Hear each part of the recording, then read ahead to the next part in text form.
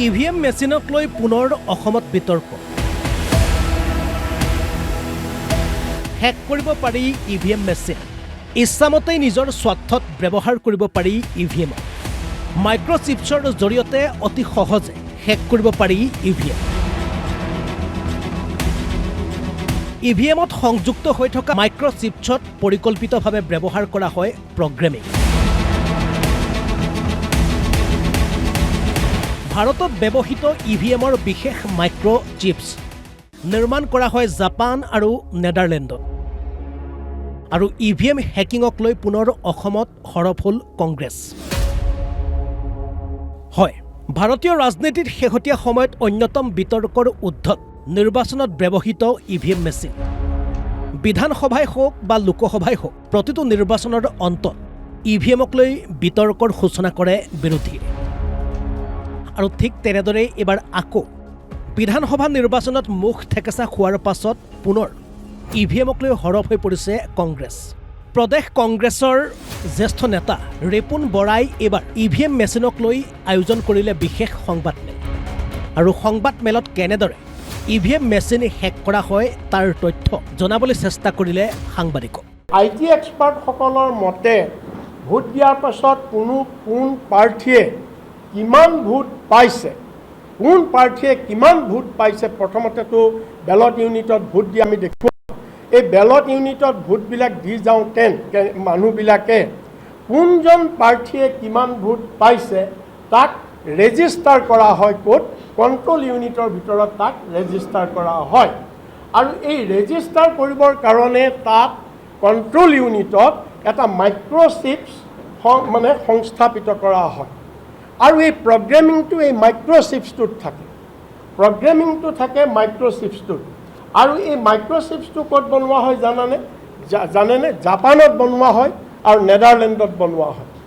আৰু জাপানৰ পৰা আমাৰ ভাৰতে জাপানৰ পৰা আনে ৰেনাচিছ ইলেক্ট্ৰনিক্স কৰ্পৰেশ্যন নামৰ এটা প্ৰতিষ্ঠানে কৰে। আৰু মাইক্ৰ'চিপছটো কি বস্তু, মাইক্ৰ'চিপছটো বেলেগে বনায়, ইনবিল্ট, তাত প্ৰগ্ৰেমিংটো ইনবিল্ট থাকে।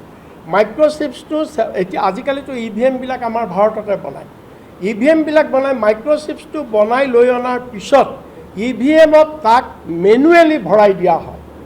এই প্ৰগ্ৰেমিংটো কৰা থাকে যেতিয়া মাইক্ৰ'চিপছ ফেক্টৰীত বনোৱা হয়, ফেক্টৰীত বনাওঁতেই মাইক্ৰ'চিপছত প্ৰগ্ৰেমিংটো কৰা থাকে। আৰু তেতিয়াই কৈ দিয়া হয় প্ৰগ্ৰেমিঙত কেনেকৈ কাম কৰিব লাগিব। এতিয়া কি হয়, মাইক্ৰ'চিপত যি প্ৰগ্ৰেমিং কোড সংস্থাপিত হয়, এতিয়া মাইক্ৰ'চিপছত এটা প্ৰগ্ৰেমিং কোড থাকে। সেই কোডটোক আপুনি যেনেকৈ হুকুম দিব, তুমি এনেকৈ কৰা, সি তেনেকৈ কাম কৰিব। তাক যদি আপোনাৰ হেক কৰাৰ উদ্দেশ্য থাকে, হেক কৰাৰ উদ্দেশ্য নাথাকিলে একো নাই।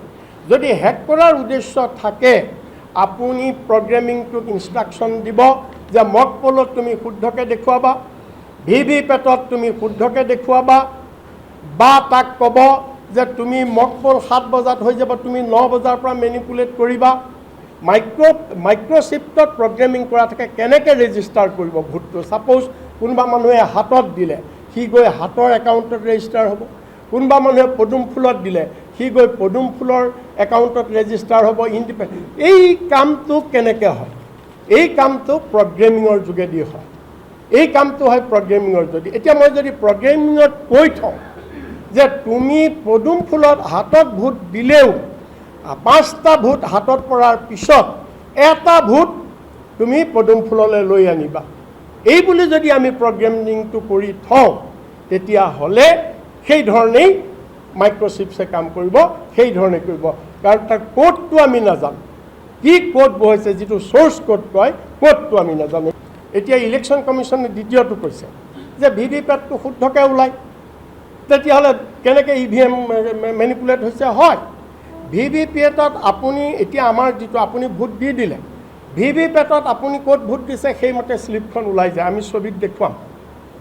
কিন্তু কথাটো হ'ল প্ৰগ্ৰেমিংটোত যদি মই বেলেগ ধৰণে কৰি থৈছোঁ, আমাৰ যদি ইণ্টেনশ্যন আছে হেকিং কৰাৰ, তেতিয়া আমি মানুহক বুৰ্বক বনাবলৈ, মানুহক বিশ্বাস কৰিবলৈ আমি প্ৰগ্ৰেমিংটো এনেকৈ কৰিম যে ভিভিপেটত ঠিকেই ওলাব, কিন্তু মাইক্ৰ'চিপছৰ ভিতৰত যিটো এইটো কি বুলি কয় কণ্ট্ৰল ইউনিটৰ ভিতৰত যিটো মাইক্ৰ'চিপছ আছে তাত যিটো মেমৰি আছে মেমৰিত যিটো ৰেজিষ্টাৰ কৰিব মেমৰিত কিন্তু ৰেজিষ্টাৰটো মই হাতত ভোট দিছে ৰেজিষ্টাৰটো মই পদুম ফুলত কৰাই দিছোঁ মেমৰি। গুৱাহাটীৰ পৰা মনোজ দুৱাৰৰ ৰিপৰ্ট, অসম লাইভ 24।